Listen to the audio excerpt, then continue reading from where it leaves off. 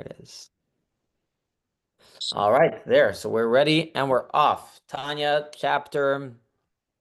Oh, let me switch the microphone. 1 second. Does that sound any better?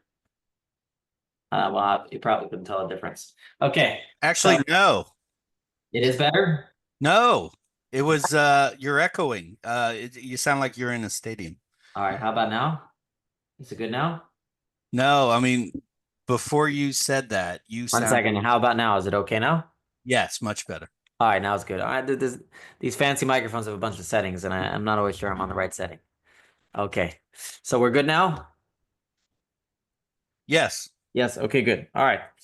Um, okay, so it's good to see you all. Today's discussion will be kind of the culmination of our last couple classes where we discussed reasons to be sad or reasons to not be super confident. I don't know why the view is not so clear this week, but so it is. Okay. Um, this week's class, we are going to discuss how even the sadness that we have described until now is not typical sadness. So let me put it this way. Let's back up a little bit. We know that in Judaism, joy is of most importance, and sadness, depression is not a good thing. If you didn't know that, surely if you go to any Chabad house, um, if you go to any Chabad house,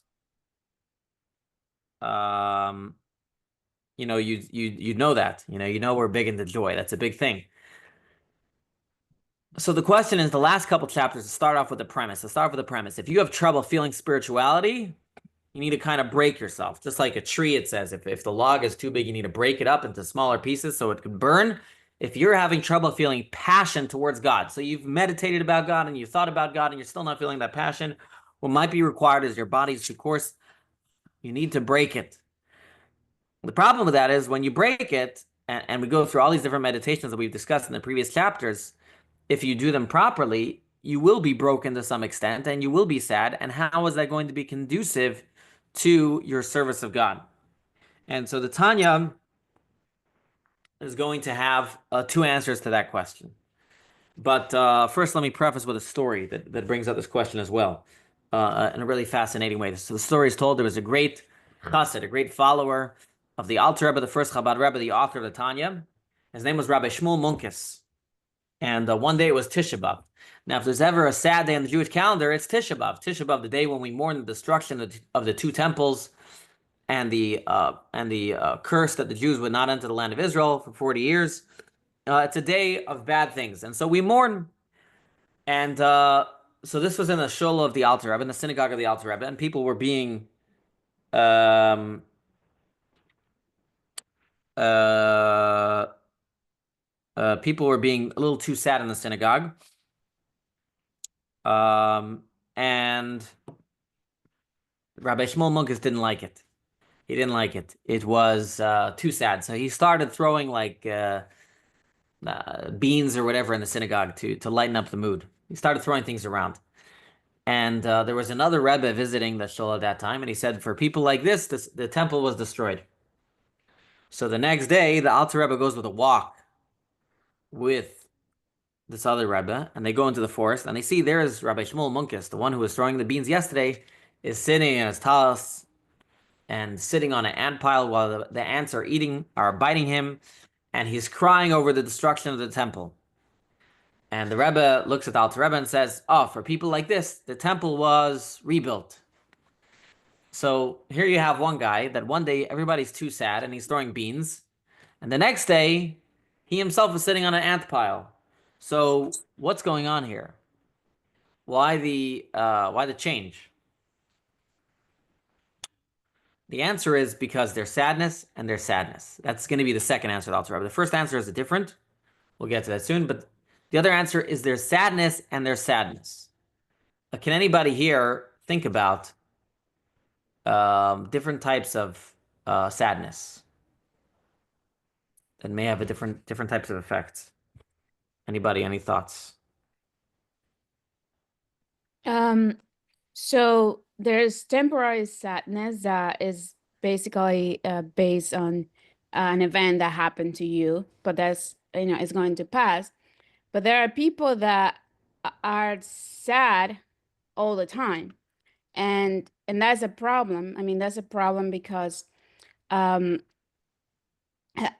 you're just gonna get into a darker and darker place all the time. But if you have like a temporary sadness based on whatever event happened to you, that's normal, and that's actually can be good in a lot of ways, depending on how you use it. All right, so you haven't okay, you differentiated between temporary and long-term sadness, or sadness can be used in a positive way. But is there a difference in the actual, so to speak, quality? So the quantity, obviously, we understand. Is there a difference in the quality? You might describe it as different types of sadness. What sadness will be temporary and what one will be long-term? There's actually, Rabbi, clinical depression. Okay, so there's clinical depression. Let's put clinical depression off to the side because that's a clinical matter. I think we each have, even not clinically depression. We can all get depressed in different ways, get sad in different ways. Um, so one answer is that there's different types of sadness. There's a sadness that energizes. There's a sadness that can bring to action, and there's a sadness that drags you further down into what Esmeralda was talking about, just a continuation of sadness. Um, so let's just think very simply. If someone was expecting a big business deal and and they made a mistake and they lose all the money. Can you describe maybe two different ways to be sad about that situation that may change your further trajectory? Any thoughts? You could give any example, by the way, where an event happens that could cause you sadness. We're not going to talk about death of a family member. Let's give more, a sadness and an event in your life. Maybe you lost something, you missed out on an opportunity. Um, and the quality of sadness. Any thoughts? Trying to see where we are. Trying to see if anybody has any connection to the idea. I mean, sometimes things that appear to be bad at the moment can turn out to be good. And sometimes you see it very soon. Sometimes it takes a long time for you to see it.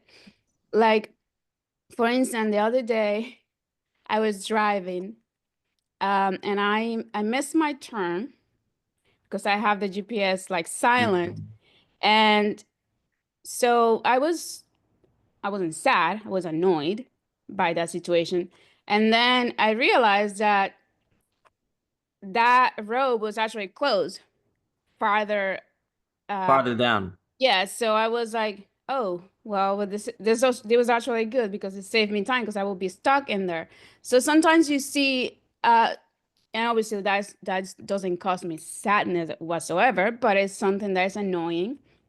But there are situations that seems to be sad at the moment, and then you realize that it's for the better. Mm-hmm.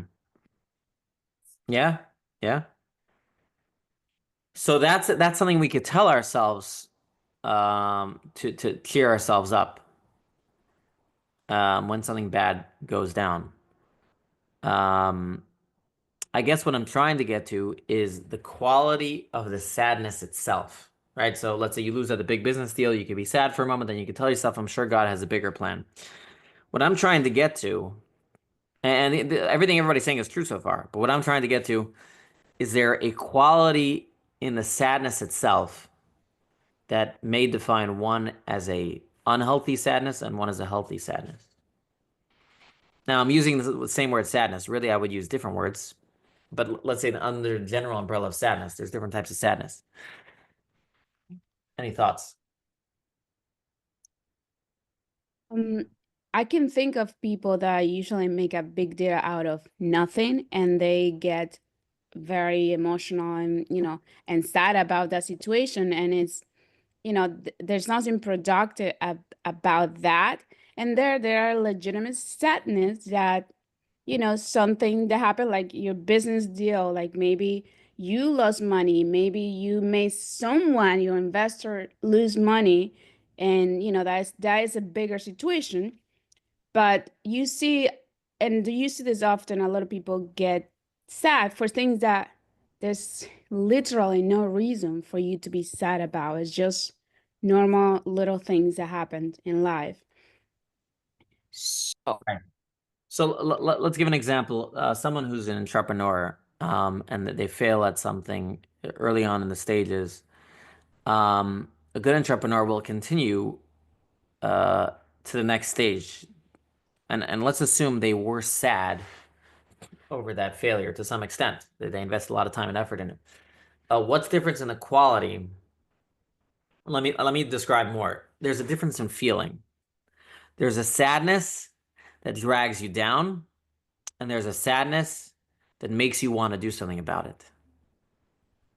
So, in other words, it's not just the thought that I have after I get sad. It could be that the actual feeling of sadness could express itself in different ways. There's a sadness that is literally just like a rock, and there is a sadness that makes you want to change things.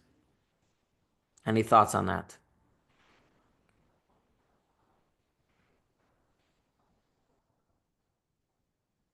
No? I think that what you're talking to is basically the initial emotion about sadness, and then after the head portion actually analyzes the sadness, then what happens, right? So yeah, where you're talking about the higher function of our control over our emotions, that type of thing, what you're leaning to is how are we processing the emotion? Okay, good. So the emotion is still there. However, our experience of the emotion is not as impactful as when it first occurred. All right, so I want to dig into that because the way the Alter writes is a little confusing, and you just mentioned something that is so important that it's fascinating you gathered onto it. But a lot of the commentaries of the Tanya talk about this. So you spoke about something. There's a initial emotion in anything, and then there's a little further how you process that emotion. I got that correct, right? So Yes. Sorry, yeah. So let's give an example. Let's say someone makes you angry. The initial anger is kind of a knee-jerk reaction. It's like someone hitting your funny bone, okay? The initial anger is just your body, how you react to things that make you angry. You get angry. You get angry. What I think you called it the head of the emotion, okay? So the head of the emotion is kind of not malleable, let's say. Maybe it's malleable over long term of training yourself, but to a certain extent, the head of any emotion is going to be kind of what your knee-jerk reaction is. So when it comes to anger, you might get angry and then you learn to regulate yourself, okay? Let's talk about sadness for a moment. The initial sadness really is always going to be the same. Whether you're an entrepreneur or you're not the entrepreneur, you're a startup person, you're not a startup person. When something fails, there's a certain feeling that's in there that just doesn't feel good. That'll make you sad. You might even cry about it. Then there's the next stage of how we process that feeling. And this is where the difference between the person who's going to make it and the person who's not is one person will take that moment as a defeated feeling, a depressive feeling. It's heavy and it's stagnant. It's characterized with feelings of hopelessness and paralysis. And so it'll weigh you down. Then there's another type of way of processing that feeling of sadness. The other way of processing that feeling of sadness is to be bitter. That's the word the Alter Rebbe is going to use. More of a bitterness. In other words, it's a more of an active emotional response. It's a sharp and painful awareness that what you tried didn't work, but it inspires movement to do more. Okay. So again, it's the difference between despondency and bitter. Let's put it that way. So, you talk about an athlete who is operating at the highest level and they lose whatever the big game is. They lose the World Series. A lot of them will talk about how it creates a greater hunger to, the initial sadness is probably going to be the same. That probably everybody is devastated. But then it creates, for an athlete, for most athletes, because that's really what they're always working, it'll create a greater hunger to get there again and to win it all. And but if you get truly depressed over the event, depression is more of a stagnant feeling. So again, the two types of sadness that we can experience in our lives. Again, the head of the emotion, as you might call it, the initial reaction is what it is. Okay, you lose a big game, you lose a business opportunity. The initial reaction is a heavy sadness. Okay, but then after that, you process it. There's actually a sadness that is an energizing. Okay, you take that pain and you take that hurt, and that can energize you. You're bitter over what happened, and you want to change something about it. Okay, it's a pained awareness of where you're at and where you want to be. It's painful, but it's not just a heavy feeling. It's a feeling. It's not a heavy feeling. It's really, I guess, the biggest difference is the heaviness of the feeling. One is a more energized feeling, and one is a heavy feeling. Okay, so there's a sadness that's very heavy, and there's a sadness that's an energized feeling. Now, putting this, yes, Beth. No, it was me. Yes. I think a good example of that is Aaron in the Bible when he lost two of his sons for the unauthorized offering. And despite his grief, he continued his role as a high priest and carrying on the services and the Mishkan and everything like if nothing happened. Like if you look at maybe how somebody else would react to that, will be dragged down, maybe do nothing. But he continued. I think that is a very powerful example how you can use sadness to lift you up. Got it.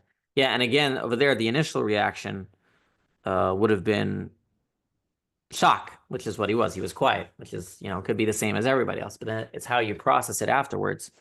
And you can be sad, but you can take a sadness and use it in a positive direction. So with that in mind, this is really what the Alter Rebbe is going to do in this chapter here. He's going to say all these meditations that I gave you about being sad, to knock yourself down. There's two reasons he says why, though generally we focus on joy, it's going to be effective. He says number one is the initial sadness itself. He's going to give a fascinating explanation. He's going to say the initial sadness itself, which is equal everywhere. It's kind of like sometimes in order to break something bad, you need to get bad. It's like you need a mafia member to break the mafia. So he's saying sadness is a tool to a certain extent of the evil side, and so we need to kind of get there a little bit to break it. You need to use, as they say, a taste of its own medicine. But then he's going to say the second point is, how do we process the sadness is also the major difference. Unlike regular sadness or sadness as most people think, which is drawing you down, it's a energizing sadness. It's a bitterness and a feeling that you want to do something about it. This reminds me of I forgot my train of thought. Left the station over here, but there's an important point I want to make about this.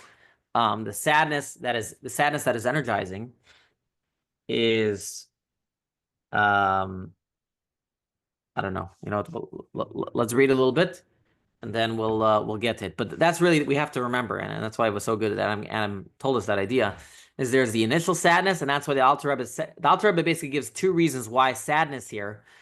Oh yes, now I remember what I was going to say. Okay, before I go with that. All right, what in the Tanya till now we have described the difference between being holy and being unholy, the difference between being godly and ungodly, because those two things are the same things. Okay, holy, unholy, godly, ungodly. The difference between those two worlds is ego versus humility. Letting God in versus pushing God out. And so as that pertains to sadness, okay, we've been talking a lot about the quality of the sadness that can energize. When we understand that what is holy and what is godly is what allows God in, and what is unholy, what is ungodly is what only fills up space for me, now we can understand the two types of sadness as well. How one sadness can be a holy sadness and one sadness can be an unholy sadness, okay? The depression that is like a rock, the depression that drags us down, the sadness that doesn't allow us to continue, that pulls us away from doing anything positive in this world is when I focus too much on myself. Remember, this is what we've been explaining the entire Tanya, is when I'm too much ego, too much about myself. I don't let God in. Then it's ungodly. It's not holy. So the same thing here. When you focus too much on yourself, you're going to get a sadness that is going to be too focused on yourself, that is going to drag you down. What do I mean? If you fail at something and you start to think, I am such a failure, I should have never started. I am my parents always told me I never amount to anything. I'm worse than my friends. I can't. I'm worthless. I can't get anything. Though somebody might think that's not a sign of ego. That's actually a big sign of ego, because you're totally focused on yourself. In this case, you're focused on your failure, but you're totally focused on yourself. And the focus on yourself brings about the sadness that drags you down, that pulls you like a rock, that just makes you retreat to your shell and not do anything about it. That's an unholy sadness. First of all, it's not useful, as we said, from a very practical perspective, and from a godly perspective, you're totally focused on yourself. You're not thinking about God at all. But when we get a sadness that says like this, I know I failed, but I know I have a mission. I'm going to use this disappointment to propel me to do greater things. I'm going to feel this pain to allow me to accomplish more and to fulfill my mission. Now you have a sadness that not only is energizing and is doing something, but you have a sadness that is not all about you. It's, like other people said, a recognition that God has a greater plan, a recognition that there's something greater at play. So we can see clearly how these two types of sadness, again, the more the sadness is a focus on you,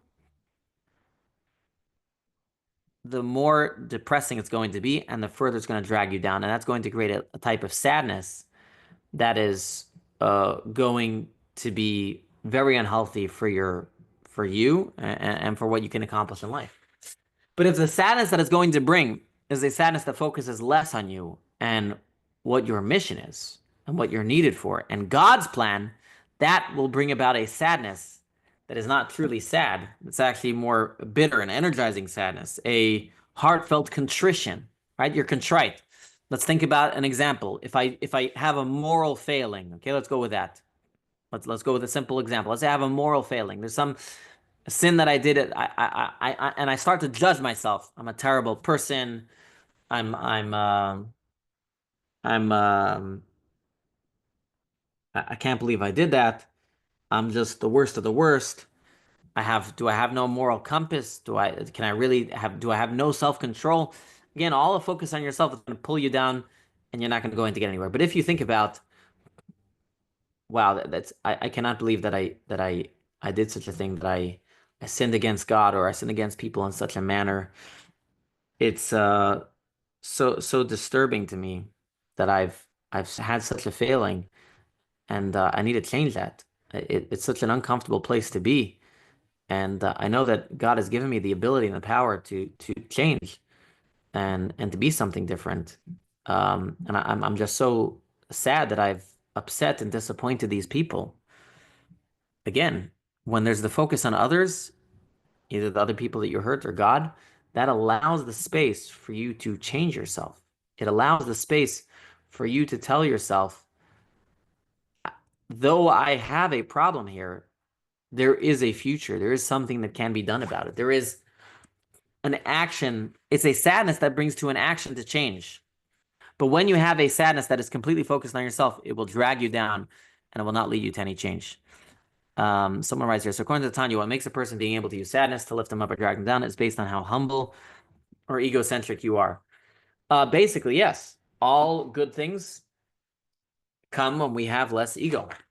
According to Tanya, right? Holiness is a lack of is less ego. And so the more you focus on yourself, the more negative things are going to come out from any feeling that you have. We've discussed this when it comes to love, and we're discussing it now when it comes to sadness. Is the quality of the sadness is going to be how much the focus is on yourself versus how much you can do.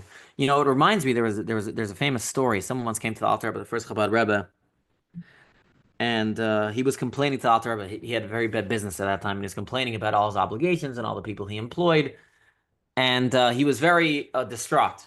He was crying and crying and crying.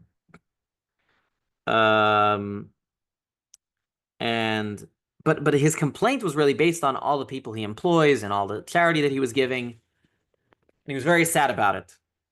And the Alter Rebbe told him, stop telling me what you need and tell me what you're needed for. And the guy took this and changed his life around. I always heard the story and I always felt it was a weird story because his complaint sounded like he wasn't self-focused. Sounded like he was talking about his family he needed to support and his employees and his charity. But the way I understand it, then based on reading this chapter of Tanya, is that even if you think about all your obligations, you can be focused on it in a way of a judgment on yourself. And I think that's how this guy was taking it. His failures, he was taking it too much on himself, not thinking about himself as a tool of God. And so, yeah, he was giving a lot of charity, but as long as that charity was about him giving charity, then he was too self-focused and it brought a sadness that dragged him down. But when he thought about himself as him being a tool of God to be able to give that charity, then he was able to get a little more humility in his sadness and create an energizing sadness. And that's really what I think it is. So it's very tricky. But yes, ultimately it boils down to how much is that sadness about you and a judgment on you as a being, as a person, which ultimately is ego. We don't think usually the ego is being sad, but sadness and ego can go very much well hand in hand. When you see someone who's very depressed and very despondent, you might think that they're displaying a humility, but it's very possibly not at all. It's very possible they are actually displaying a hyperactive ego to the point where they take everything so personal as a judgment on themselves that everything breaks them and everything cracks them. I want you to think about this idea. A lot of people use song, a lot of sad songs out there. And you have to be very careful. Even Chabad has very upbeat songs and very contrite songs, and you have to be careful. Make sure when you're invoking these feelings of sadness, that they are feelings that don't allow you to go too much into your own shell, that don't allow you to make sure you don't allow the sadness to drag you to a place where you feel so bad about who you are that you don't do anything about it. Okay, so we need to make sure, we need to be careful with sadness. We need to have sadness with humility, and a sadness with the humility can be an energizing sadness ultimately, and can propel us forward. As we said, the initial sadness is something that's going to be always sad. Sadness is going to look alike, but as you process that sadness, okay, when something bad happens, you lose a loved one, someone passes away, there's the initial sadness, but as time goes on throughout the Shiva, then we start doing things in their memory. We need to take that sadness and propel and do something positive towards it. Because let's just look at the Holocaust survivors. Look at those who survived the Holocaust, or even those who survived October 7th. We look at them and they are our heroes, but they're our heroes because they realize, and some people have not been able to, and then that's talking about clinical sadness, and that's another story. Okay, we can't judge anybody, but on a whole, we see these survivors of October 7th, the survivors of the Holocaust. Many of them were able to focus on rebuilding their lives and rebuilding the world that we know of today, and it's a testament to them. They didn't allow themselves to just, or most of them, some of them did, and we can't judge them. They went through something unimaginable, but most of them did not allow themselves to just retreat to their cocoon. They tried to the best that they could to take that sadness and rebuild the world that we know. Any questions or comments before we read the actual text of the Tanya? Nope. Okay. All right. So let's read the Tanya. And again, the Tanya is going to tell us the two reasons why sadness can be positive. Reason number one, and this is talking about the initial sadness, is that we need to give the unclean side a taste of its own medicine. So again, this all goes back to the original question. the question was, if I'm not feeling spiritual, what do I do? And the Tanya says, you need, based on the Zohar, you need to break yourself. So our question was, but what do you mean? We should always use joy. Why break yourself? So the Tanya's first answer is, we need to give the klipa a taste of its own medicine. So then to break out of that shell of the klipa, we need to use sadness. But then he says, second of all, and after that initial sadness, you need to make sure that your sadness is a useful sadness, and that is when your sadness is energized by less of a focus on self, and so it becomes a different type of sadness. So let's take a look here. All right, and that's the wrong way. And let's close this. Okay, let's zoom in. Let's zoom in over here. Okay, so where did I go? Okay, that's the wrong. I don't know what happened to my pages of Tanya. Just 1 second. We're starting a new chapter today. So remember that. We are starting chapter, we're on page 348. So it looks like page 348 didn't come through online. So let me just take a picture of that and then I'll start. Okay, so page 348, chapter 31. And this chapter is called From Depression to Joy. But first we're going to discuss the two types of sadness and how that has an effect. Okay, so let's take a look here. 1 second. Okay, from depression to joy. Let's share. Okay, here it is.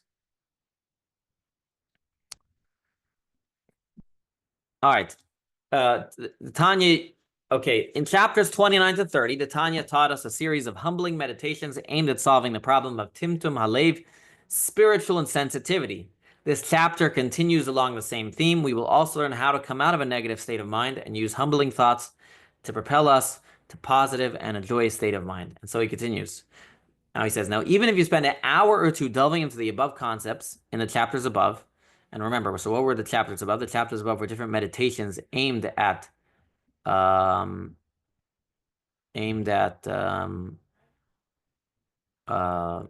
feeling differently about ourselves. Let me share the screen again. So he's going to describe what he means. So he says, 1 second. To achieve ego deflation and a broken heart, and as a result, you get depressed. It is not a cause for concern so long as it passes quickly. See below section 2. And now he's going to explain why is it not a cause of concern? Because although depression stems from klipas noga, not from holy energy, it can still be something positive, as we shall see. Now, if you recall, by the way, in the earlier chapters of Tanya, we said there's 2 types of klipa, the unclean side.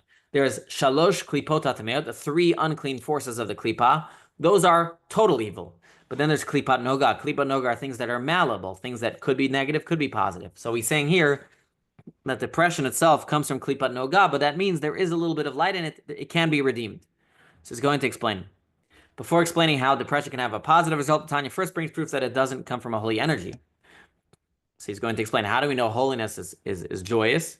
Since a reference to holy energy, the verse states, strength and gladness are in its place, and the divine presence is only rest, where there's joy in observing a mitzvah, and the same is true with the study of the law. So first he's setting the tone. He's saying, first of all, you should know Judaism in general is happy, because God dwells in happy places. So if so, how could sadness be positive? So I've already explained to you, but let's read it inside. But if it's a depression over spiritual things, while it is still derived from klipas noga, it comes from the good part of klipas noga. Remember the word klipat noga, the word noga and klipas noga means light. That means there is an element of light in it.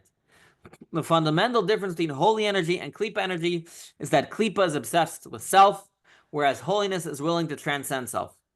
Depression over spiritual things is a klipa energy, since it is focused on the shortcomings of self. Remember what I said? It's focused on the shortcomings of self. But it's from the good part of klipa, since if handled properly, it can lead to a positive outcome. So this is in step number 1. The first stage of sadness, which is more self-focused. As we'll explain, then it gets to stage 2. That's the second part of Tanya. Now he's going to say parenthetically, and this is why Rabbi Yitzchak of Luria, blessed memory, taught that even worrying about your sins is inappropriate in most cases, except when you're formally confessing over your sins to repent, but concern over sins should be avoided during prayer and Torah study. which need to be carried out with joy, which come from an exclusively holy energy. So obviously he's not talking about the parts of the prayer where we actually confess over our sins. He's talking about the beginning parts of the prayer when we talk about how great God is, and we say the Shema, and most of the Amida, except for God forgive us. That whole part of prayer from Hodu until after the Amida should be done with joy. Because if you want to feel God, you need to be joyous.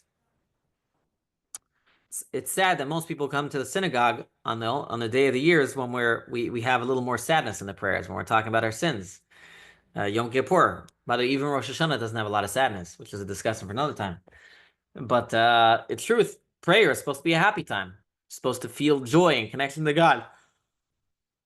Because it's that joy and connection to God that will propel you to change your life. Now it continues.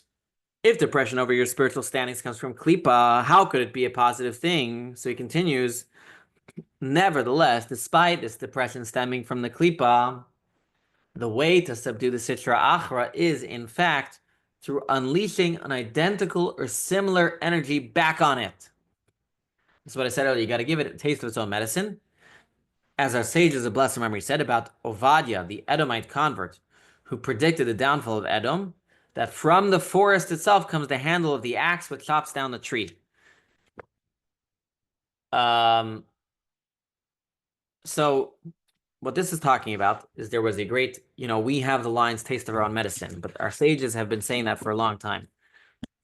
And this is based on a prophet. There's a prophet in the books of our prophets called Ovadia. And Ovadia comes from converts, which comes from the family of Esau. And Esau's family is also known as the Edomites. Okay? So Esau comes from the Edomites. Sorry, Edom and Esau is the same thing. And so this great prophet came from the Edomite family originally. And he prophesied that Edom will one day fall. And our sages said, which prophet could prophesize about the fall of Edom? Only somebody who came from Edom. Because only someone who came from there can actually destroy it. That's how they explained it. And they said a similar thing to this is the forest is where the handle to the axe comes from. If you want to be able to chop down a tree, you need to have a handle that is made of wood. It's crazy when you think about it, okay? But in order to chop down a tree, you need wood. Obviously, you need the metal, but you need wood. Anybody remembers a singer called Matasyahu? Anybody heard of a singer called Matasyahu? Yes, Of course. concert. All right, very good. So in his early days when he was Hasidic and he had the beard, he one of his famous songs was this exact line, by the way. He picked it up from the Tanya and he would sing about it. His song would go, from the forest itself comes the hammer to the axe. He used to sing a song called Chop It Down, Chop It Down. I don't know if you remember it, but you could look it up afterwards. This is he was a study. A lot of his songs in the early years were from Hasidic philosophy, and so this is one example of it. His song "Chop It Down," though of course it's sourced in the Talmud, but that's where he learned it. It's from this Tanya, all about "Chop It Down." So if you're interested, your bonus homework, you could look up the song "Chop It Down," and he sings about from the forest itself comes the hammer to the axe. Chop it down. Anyways, look it up. Interesting side note over here. Matasyahu's early days, but if you look up his early songs, they were all very much Hasidic philosophy. Back in the day when he was jumping around with his beard and his kapata. Anyways, let's continue over here. Similarly, we find in the Talmud that when a dangerous snake was killed by a dangerous person, Rabbi Yehuda Hanasi commented that the snake had met one of its own kind. So the Talmud was saying there was a dangerous person who killed a dangerous snake. So the Talmud was saying that dangerous people kill dangerous things. It's like I said earlier, you need to get someone from the mafia to take down the mafia. Anyways, the point here is, as he's going to continue in the notes over here, in the commentary on the Tanya, the two Talmudic sources indicate that sometimes a force is best destroyed by its own kind. The downfall of Edom was predicted by an Edomite convert, and a dangerous snake was killed by a dangerous person. Why did the Tanya need to bring two sources? Because as we learned that the way to subdue the Sitra Achra is through unleashing an identical or similar energy back on it. The case of Ovadia represents a similar energy. It's not the axe's handle, but the blade that fells the tree. The handle provides support. A similar energy The snake, on the other hand, met one of its own kind, a dangerous person, an identical energy. So this is from the notes of Tanya, the Rebbe's discussions, that some things need a similar energy, some things need an identical energy. Regardless, let's continue. And about this, it was said in Proverbs, in every sadness there will be a profit. The profit being the joy that comes after the sadness, as we shall see soon. So what the Alter Rebbe is making the argument here is that there's no value, and he's going to make this argument later more at length, but what he's basically saying is there's no value in the sadness itself. It's in what the sadness itself can bring. It's kind of like, maybe you could say sometimes medicine or surgery. The actual medication, the surgery, is painful and dangerous and has side effects. It's not the medication itself that we want, it's the health that the medicine or the surgery will bring. So the same thing is here. The sadness is kind of like a medicine. It's kind of like a medicine. I guess going back, a taste of its own medicine is a good metaphor. Okay, so the sadness itself is a medicine. You need to take an element of the klipa itself to break the klipa. You need to take something sad to break the klipa. But afterwards, we're going to leave it alone and we're going to move on to joy. So this answers this question. He says, if we know Judaism requires joy, why are we using sadness? And his answer is, we're not staying in the sadness, but we're going to use the sadness to get to a good place. That's his first point. I'm not familiar with the Kabbalistic concept, so I'll have to leave that for a little later. Unless I didn't read the Hebrew word correctly. All right, now let's go to the second point, which was the point that I said earlier. Remember how I said sadness has the initial sadness? Adam brought that out, the head of the sadness, and then the way you process the sadness. So answer number one was referring mostly to the head of the sadness, where it's very sad. And now we're going to talk about even our sadness as we process it is not a typical sadness where we get drawn down, but it's a sadness which will energize us to do action. And so let's continue inside. Section 2, depression and bitterness. In truth, however, the depression brought on by meditation in chapters 29 and 30 needs to quickly do its job of dismantling the sitra achra and then pass. Otherwise, the experience will be counterproductive. Oh, sorry, I don't know why that note was there. Okay, but that's an important point, but we'll get to it later. He's just making the point. Which, by the way, I just want to point out, if you do your sadness correctly, it will pass quickly, automatically. You know, if you do your sadness correctly, it's not drawing you down, it's energizing you. You're going to do something about it soon. But let's continue. The most positive outcome of a broken heart and bitter soul, caused by distance from the light of God's face and being enmeshed with the sitra achra, is not what we call atzvos depression in Hebrew. A certain despondency is an inevitable consequence of internalizing the negative thoughts of chapter 29 and 30.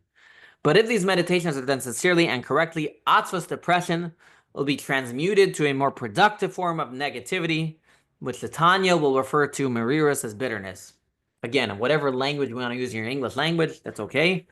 We're going to translate it as depression versus bitterness, but the point is, the way we should process our sadness is in a way where we're not too self-focused, and it will bring us to an energizing sadness, a sadness that makes us want to do something. Bitterness or contrition. Let's continue. Since atzvos, depression, is not an emotion you want to harbor for too long, since in that mode your heart is desensitized like a stone, and it is a heart devoid of vitality, rather you should aim to transmute the atzvos immediately to merirus, bitterness, and brokenheartedness, which, on the contrary, energizes the heart to be stirred and embittered. Bitterness is an energizing, inducing an urge to rectify the past and improve the future, while characterized by grief and sorrow, it is ultimately constructive, since it leads to optimism and self-improvement. Atzvos, depression, on the other hand, is paralyzing. It's a destructive form of grief that leads to apathy and a numbing of feeling. Instead of stimulating growth, it results in despair and self-pity, fueling a vicious cycle of deterioration. That is why it must not be allowed to linger. So again, the difference between a energizing, one that wants to change yourself, versus a depression that is paralyzing. Let's continue. Which again, and behind all this is, as I said, is the sadness self-focused or on what you're needed for? Let's continue. Rather, the reason why merirus is constructive, bitterness is constructive, is because unlike atzvos, depression, which stems from klipa, merirus, bitterness, is an energy from the holy gevuras, harshness. Remember, God has the right and the left, right? For those who are a little Kabbalistically minded, there's chesed and gevura, kindness and severity, or harshness. So there's a sadness, which is holy, which comes from the harshness side, from the gevura, okay? If an energy is holy but harsh, it will lead you to mariras, a constructive and useful negativity. And joy is from the holy energy of chesed, of kindness, for the heart contains both chesed, kindness, and gevura, harshness, and both are pathways to God. Both are pathways to God. And so, even though we usually steer away from gevura due to its severity, right? Just to give an example, physically, we say in Judaism we should do everything with the right hand. You give charity with your right hand, you put up a mezuzah with your right hand, you do the mitzvahs with your right hand. For those who are right-handed, because we want to have the energy of kindness. So we act with our right hand. If people come to the Rabbi, when you give dollars, they would put out their left hand, you put it in their right hand. You know, if we give them honey cake, put it in the right hand, always in the right hand. But sometimes we understand we need to use the left side. We don't like to use it. We don't use it too often, but sometimes we need it. It's like parenting. We don't use severity or harshness ever, right? But occasionally we need to use it. Let's continue. But no, that's ideal parenting. The ideal parenting is use kindness 90% of the time, 80 or 90% of the time. Let's continue. To make judgment sweet, tzidok adin. Usually we contract negativity by being more positive. But if you reach a state of timtum alev, spiritual desensitization, it means that negative energy has managed to hold on to you and trap you. To break out of this jail, you need to confront the negativity head on by employing the counterforce of the holy gevura, the harshness, in the form of mariras, bitterness. Holy gevura, holy harshness, works not by overpowering impure gevura, impure harshness, by sweetening it. At its root, impure gevura is actually derived from the holy version. Only its connection has been lost, rendering the gevura, the harshness, impure and negative. But when the holy gevura, when the holy harshness shines strongly into its impure aftershoot, the energies are reconnected and the negative become positive and sweet again. So he's giving the Kabbalistic reason behind why this works. Is that everything in this world comes from a holy place. So even unholy things in this world come from an original holy source. And so if you can shine the holy source on the unholy source, you can draw it back in. So in this case, the unholy harshness, the unholy gevura, is when it's stopping you from feeling God. And so we shine the holy harshness, the bitterness, and by connecting the unholy harshness to the holy harshness, we extract it and elevate it back up. Practically, that's what happens when you use mariras, bitterness, to counteract your timtum alev and atzvut, to counteract the dullness of the heart and depression. The holy gevura, the holy harshness of mariras, of bitterness, shines into the klipa that brought about your timtum alev, your stone heart, and sweetens it. Let's continue. These judgments and impure gevura energies of timtum alev and atzvut come from the animal soul and impulse to evil. So again, the unholy harshness comes from the animal soul. When they are allowed to have a controlling influence on a person, God forbid. And the judgments can only be eliminated by sweetening them at their source through the holy gevura. Let me just pause here for a moment, just to give you an example where we use this idea. We talk about this in Kabbalistic ideas all the time about the holy and unholy.